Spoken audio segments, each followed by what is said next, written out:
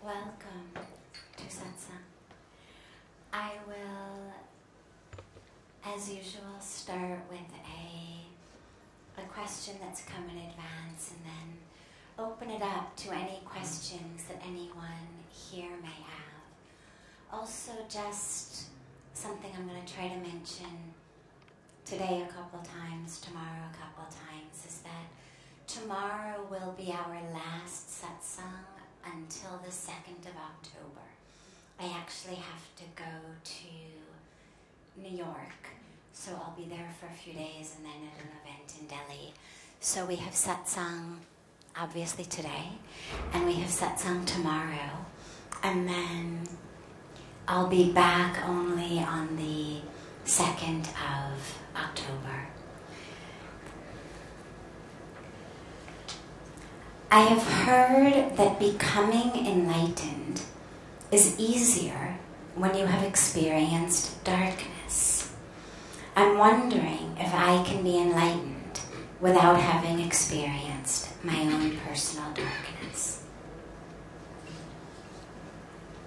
It's an interesting question because it brings up a couple of different meanings of darkness. The darkness that we speak about spiritually, when we talk about enlightened being the end of, the dispelling of the darkness, that darkness is something we all have, which is ignorance.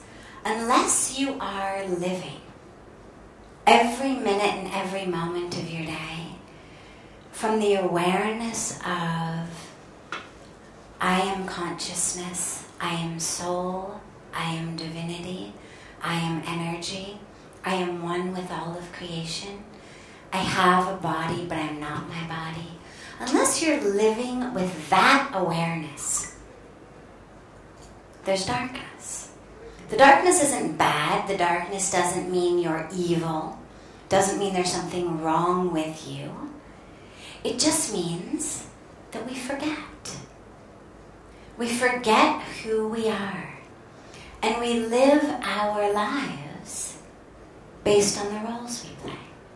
And we interact with others based on the roles they play.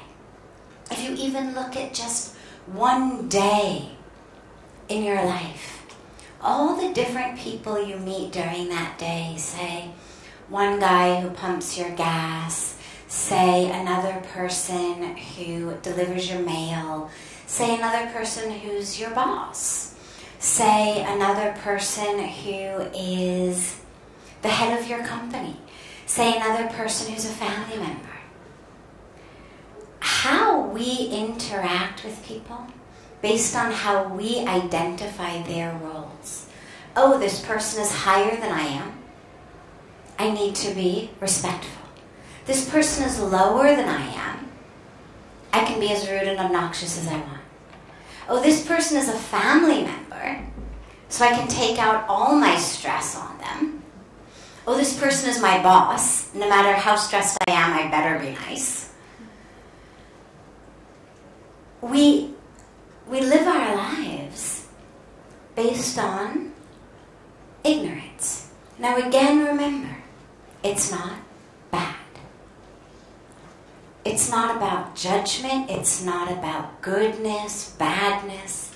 It's simply about truth and falsehood. The role we play, the body we wear,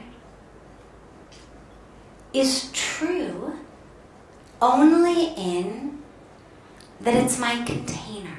It's the container that I've chosen to move through this particular life in. And this exact body is the container I've chosen to move just this minute in. Because this body was different a few hours ago. Maybe not to the naked eye. But if you were a forensic scientist, you would be able to see all of the pieces of skin and hair I'm leaving as I move through the world, how much of me is actually getting left behind. If you looked at me under a microscope, you'd see the new skin cells that are growing. So this body, in this moment as it is what I've chosen for this exact intersection of time and space. This general body is the form I've chosen for this particular lifetime. But it's a vehicle. Its purpose is to get me somewhere. If you wanted to go from Delhi to Paris by car, well, you would choose a good one. It's a long way. And you take care of the one that you had because you understand if I break down along the way, I'm stuck. I just got to get another one. And this is the role that our body plays. Our journey is not Delhi to Paris. Our journey is ignorance to truth. Our journey is thinking of myself as a separate being, thinking of myself as my color, my race, my religion, my career, the family I'm from, the physical body I have, the chemical and electrical patterns of behavior in my brain that we call emotions or thoughts. This is the way that we identify. And the journey is a journey from that which is falsehood to truth, which is I'm consciousness, I'm divinity, I'm peace, I'm soul. And I need a body to take that journey. Because ironically, in sort of the divine paradox, it actually is my body, and more specifically my body in the form of the brain that sits in my skull, that I need to use to take that journey. If I didn't have a brain, or if I were brain dead, I couldn't undertake a spiritual practice. Couldn't chant my mantra, couldn't meditate, couldn't watch my breath, couldn't inquire, who am I? So paradoxically, the very thing that I need to learn I am not is the very thing I need to learn it. And it's sort of beautiful when you think about it like that. Because we've been given, it's like those logic problems, of you're stuck in this room and there isn't a door or there isn't this way, and how are you going to get out, and 5 people on one side of a river and a raft that only holds 4. How are you going to get all 5 across the river? Right? It's like one of those problems. I have to use my body to realize I'm not my body, which means the spiritual path is not about neglecting the body. Because if I let go of this one too soon, I'm just going to have to get another one. Just going to keep coming back. This is what the process, the cycle of reincarnation is about. It's like if your car broke down halfway or a third of the way between here and Paris. Well, you're not going to just set up shop in Jordan. Not that it's not a wonderful place, but I've got to reach Paris. That's where I'm going. So you're going to get another car. And this is why we keep coming back and we get new bodies. So we need to take care of the one we have, because ultimately the goal is to get there as quickly as I can, and losing this one, getting another one. It's just another aspect that takes more time. So we take care of the one we have, but we have to realize I'm not it. The example I always give on this is if you're driving down the freeway and someone calls you and says, "How are you?" You say, "Great." And then they say, "Who are you?" And you say, "Oh, I'm exit 51. And they say, no, I didn't say, "Where are you?" I said, "Who are you?" And you say, "Oh, now I'm exit 52. They'd think either your phone was really staticky, you were completely out of range, or you had gone crazy. Because we all know exit 52 may be where I've reached, but it's not who I am. It's just the exit I'm passing as I go down the freeway. But to say, in response to "Who are you?" Well, I'm 47, I'm female, I'm American, I'm a sannyasi, my name is Sadhvi Bhagawati Saraswati, I live here. It's the equivalent of saying, I'm exit 51 or I'm exit 52. It's true. It's not a lie. Like being at exit 51 isn't a lie. It would only be a lie if you were actually at exit 30 and you wanted, someone to think you were closer to where you were supposed to meet them than you are. Yeah, I'm just getting there. But, so it's not a lie. But it's falsehood, meaning it's not the ultimate truth. It's only true at this exact intersection of time and space. Right here, right now, that is where this body has reached. 47 years, it's female, it's a sannyasi, it's living here. It was manufactured in America. The Bhagavad Gita tells us we weren't born, so manufactured. But it's not who I am, any more than saying I am angry. Well, I am not anger. An hour ago, I was happy. Well, who you are doesn't change. At one moment, there's an electrical and chemical pattern of activity that we call happiness. Another moment, there's an electrical and chemical pattern of activity we call anger. But it's not anymore who you are.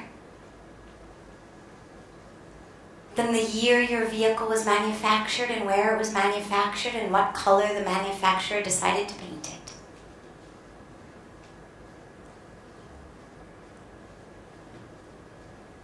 That's the ignorance. And so when we talk about enlightenment, it's living with the light, living with the awareness of who I am. And now, why is that important? I mean, why does it matter? Well, for some people it matters because their goal is enlightenment. But for a lot of people, that's not necessarily the goal. I mean, yeah, if it happened, that would be great, a nice bonus. Nobody's going to say, oh, no, I don't want to win. I don't want to win the lottery. I don't want to get enlightened. But for a lot of people, the goal is simply, I just want to be happy. I just want to be peaceful. Sure, if enlightenment shows up on my path, fantastic, I'll embrace it. But maybe it's not really the goal that I wake up every morning with. Maybe the goal I wake up every morning with is just, please God, let me not scream at my kids today. Please God, let me not scream at my spouse today. Please God, let me not abuse alcohol or drugs today. Maybe that's what my prayer is, rather than please God, make me enlightened. Please God, let me not be depressed today. But the answer is actually the same. Because the ignorance, the falsehood, is actually what leads to suffering. When I identify with this body, I feel very alone. It's very separate. Even I'm sitting near to you, and even I could say, come up and, sit right here next to me and we could cozy up together. We're still separate. There's still a place that I could draw and say, yeah, this is where my body ends, and then here's where your body begins. And even if they're touching, they're separate. So we feel very alone. We also feel very small and very empty. And this is where our drive to grab more and more comes from. And it takes different forms in different people. For some of us, it's a drive to grab more and more success. If I just become CEO, then I'm going to finally feel worthy. Then finally, somebody will approve of me. Finally, I'll feel good about myself if I just can keep climbing that ladder. Are you proud of me yet? So for some of us, it's that. For some of us, it's more and more money, more and more things. If I have them, I feel safe, I feel secure, I've got a lot in my bank, I've got a lot in my house. I feel safe. Well, the only reason for myself to feel safe surrounded by possessions or numbers in a bank account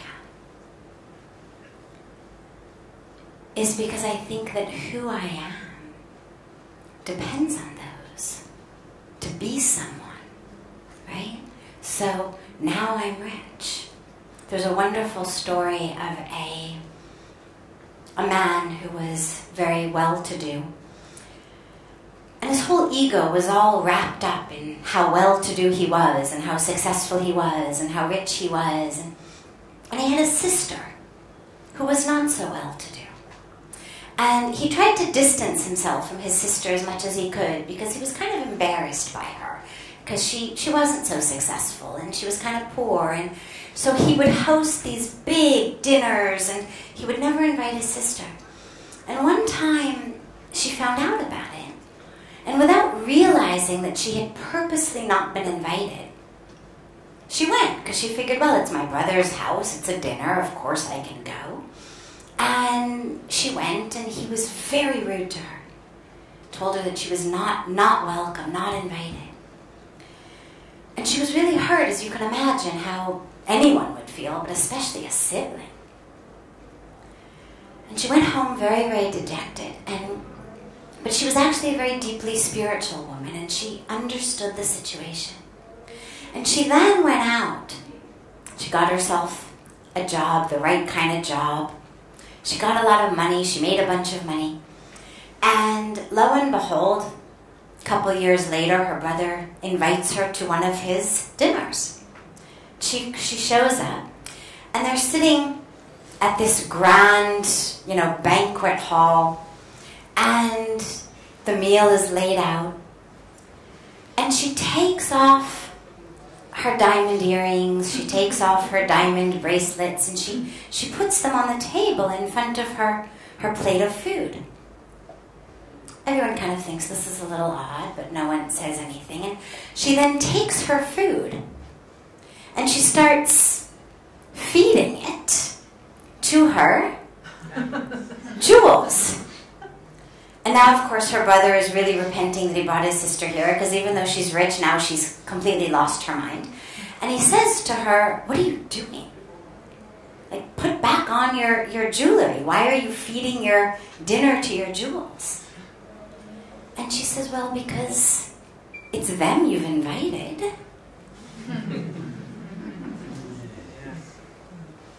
Right? So, I love that story for so many reasons. But in this particular context, we acquire things because we think they make us who we are, and we think that people who don't have them are less, are no one. That somehow I'm going to be more of a person. In India, we even use the term, we say, bada admi, big man. Doesn't mean a fat man. Doesn't mean a tall man. Means a rich man. Right? As though somehow his money were stuck to him in such a way that it actually made him larger in some way. So that's another reason that we accumulate. We accumulate titles. We accumulate identities. Because when we don't know who we are, we try to figure out who we are. And we either look outward or we look inward. There's the only two ways you can look. Either inward or outward. And if I look outward, well, then I'm going to take the identity that the world gives me. And I'm going to want a bigger and a better one. I'm going to want to be the CEO, the president, the boss, this one. I'm going to identify as that. And if I'm not, I'm going to feel less good about myself. Or we identify based on our relationships. I'm so-and-so's wife, so-and-so's husband, so-and-so's mother. So we accumulate and acquire all of these things that are not self. And that's what our falsehood is. Because I've started now identifying myself as all these things, what I own, what I do, with whom I am in various relationships, the model of my vehicle, where my vehicle was manufactured, the color of my vehicle, the shape of my vehicle. And because of that, we suffer. We suffer in the accumulation of things, because we all know that deeply we're not actually any happier the more we have. And if you ever doubt this, become best friends with a billionaire. And the minute they trust you and open their hearts to you, what you get is sorrow. Not that the money itself leads to sorrow, but that the drive to earn the money to the exclusion of all else very frequently creates an emptiness in our life. Unless you win the lottery or inherit it, you don't get to be that rich or that successful without forsaking a lot. We forsake our families. We forsake our spiritual practices. We forsake our health. We forsake time in nature. We forsake so much. And so we suffer. We suffer from greed. We look out, we want what we can't have. Well, greed doesn't feel good. Envy doesn't feel good. Think back to any time you've ever been jealous of someone. It doesn't feel good. It's like a festering wound inside. It hurts physically. Anger that we experience when the world doesn't go the way we want it to go, it doesn't feel good. And so, regardless of whether we're looking for enlightenment or we're just looking for peace, the path is the same. Stop hooking yourself into the world outside. Stop identifying yourself by your vehicle. Look within, go within, realize who you are. Recognize the fullness, the divinity of who you are. Because what you get then is an automatic oneness with all of the world. End of emptiness, end of loneliness, end of separateness, end of greed, because what is there to covet if it's all one? If I am full and complete and whole, what is there to covet? My cup runneth over, literally. I'm full from the inside. That's prosperity. Prosperity is not what I've got sitting in a bank account or on a shelf. Prosperity is the fullness of my heart. That's the prosperity we pray for. That experience of fullness, of abundance. That's the end to the suffering of lack. Not more things in the bank account, more things on the shelf.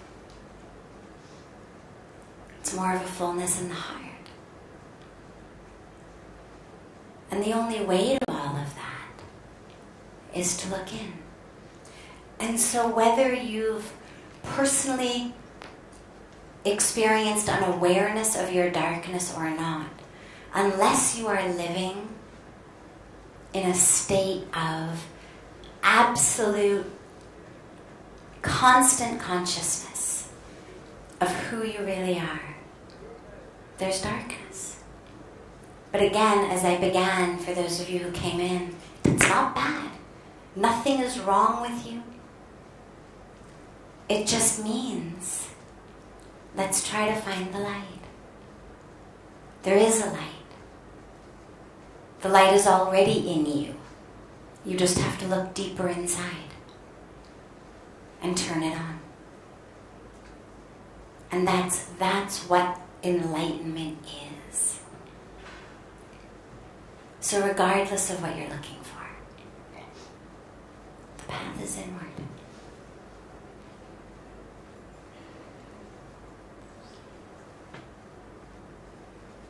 I'm happy to open it up for any questions. We only have time tonight to take one.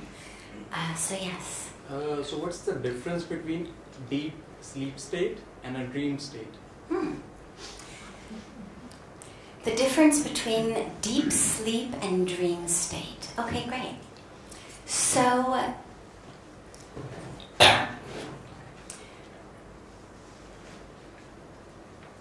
there's many different states.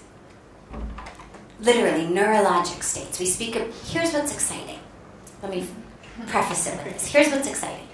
What's exciting is, for me, when science discovers that which spirituality has been saying for thousands of years.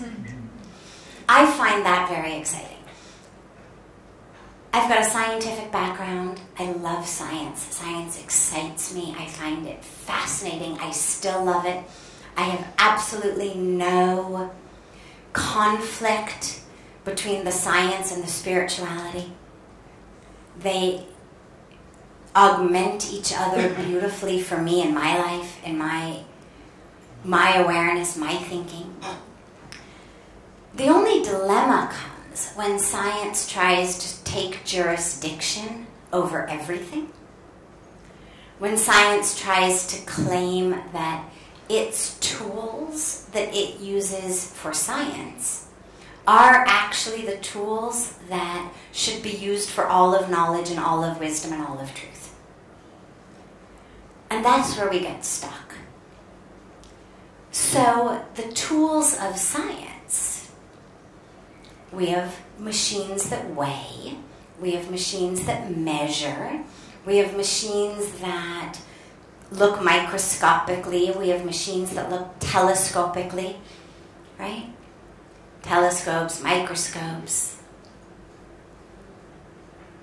And that's fantastic for the world that can be weighed or measured, for the world that actually has an area or a volume, or a mass, or a velocity, or a density.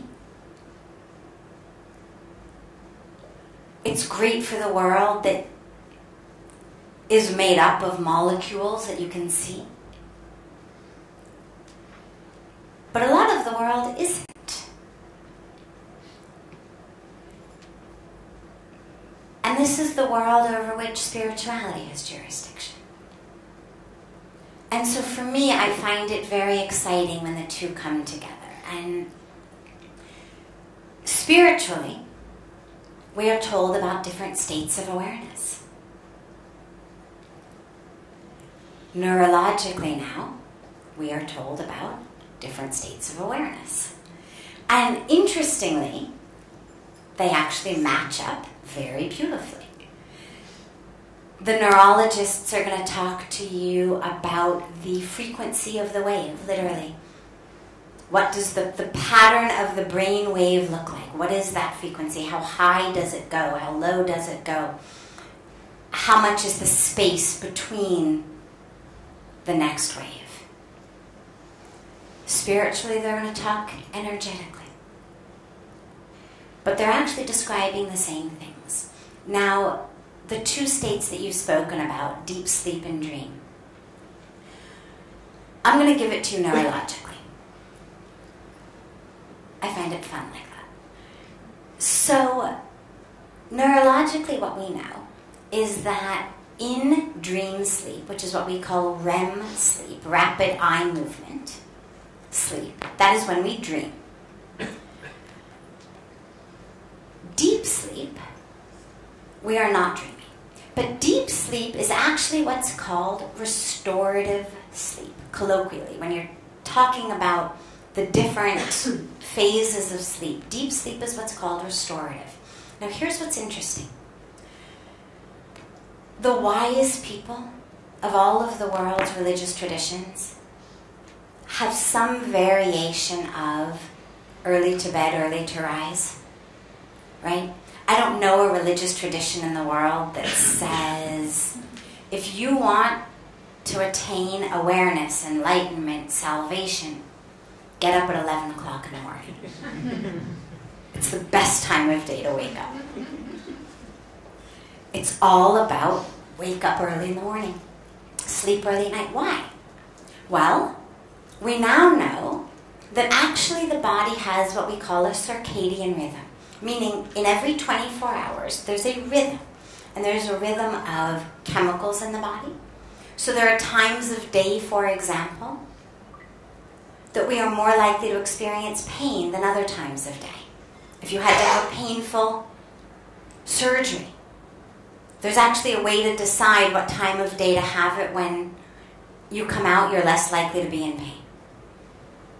And what we know about the circadian rhythm of sleep is that earlier in the night, you spend a greater percentage of your time asleep in deep sleep than in dream sleep, which is why the yogis and the mystics don't speak a lot about the dreams they had. Right? You don't hear them saying, God, I had this dream last night. It's those of us who roll out of bed at 10 or 11 o'clock who say, oh my God, I had this dream. Here's why. Literally, the earlier you go to sleep, the more amount of time you spend in restorative sleep than dream sleep. As the night goes on, and especially into the early hours of the morning, regardless of what time you went to sleep. So it's not about how many hours after you go to sleep. It's actually about what time of night it is. You must have noticed it. Go to sleep at 1 o'clock in the morning, 2 o'clock in the morning. Even you give yourself 8 hours, you're not going to wake up fresh. You're going to wake up groggy because you've spent the vast majority of those hours dreaming rather than restoring. Go to sleep at 9, wake up at 3 or 4. You've only had 6, maximum 7 hours of sleep, but you are going to wake up so fresh because the body has restored itself. We also now actually know endocrinology. I've spoken with Chinese medical practitioners who talk about which time of day is dedicated to different organs of the body. The time in which, for example, the liver restores itself is 11 to 3. But in order for your liver to restore itself, you have to already be fast asleep. You've only got those 4 hours. Go to sleep at 1, you've cut it in half. Well, what we know is that the liver is that which clears toxins out of our body. The later you go to sleep, the less of a chance you have for those toxins to be cleared out of the body. So, but going back to just the states of the brain. So, the more I'm dreaming, the less I'm restoring.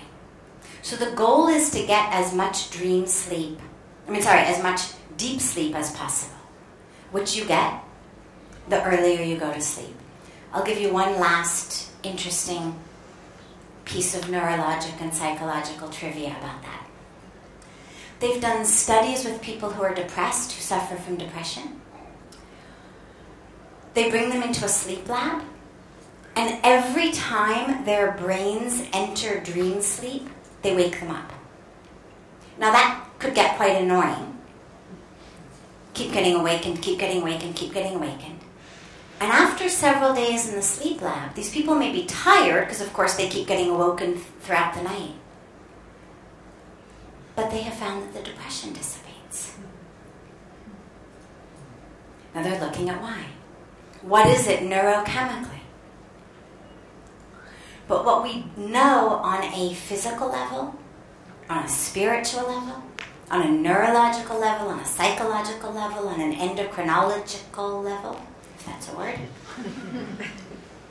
is deep sleep, restorative sleep, is what you need. Dream sleep, fine, no problem.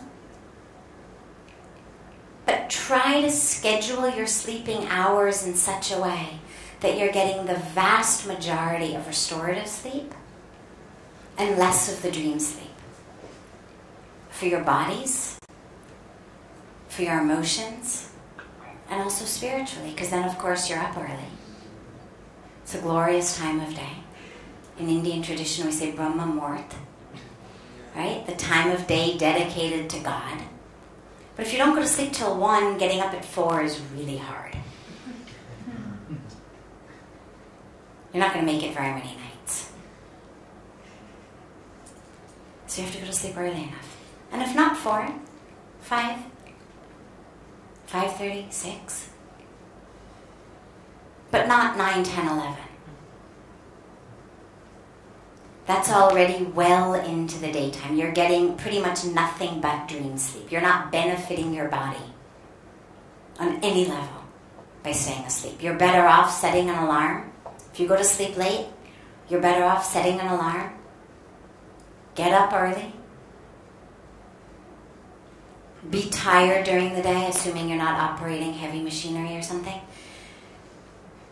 And be so tired that you go to sleep early the next night. And start a pattern. Okay? I'm going to take your next question tomorrow. It's in the same. It's okay. It's okay. I'm just aware that we started late tonight, so we can continue this tomorrow then. Okay. Wonderful. So have a beautiful and wonderful rest of your evening. And for those of you who weren't here when we began, tomorrow is our last satsang until the 2nd of October. I will be out of town for a couple of weeks. Also on the 17th, if you weren't in the Arti when we announced it, we have a very, very special, beautiful world peace music concert. For those of you who are joining us from across the world online, we will get the concert live streamed. So that'll take place right after our Ganga Arti. Like Arti will just flow right into the concert. That's day after tomorrow.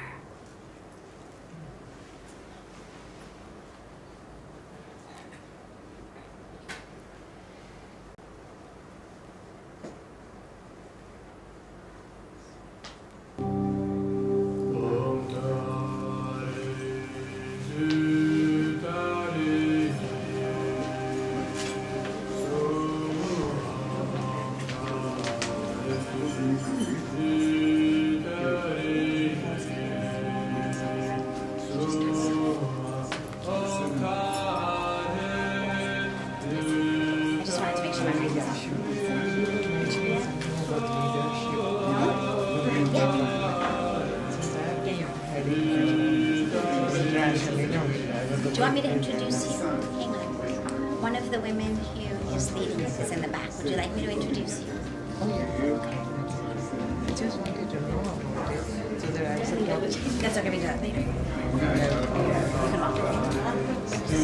Yeah.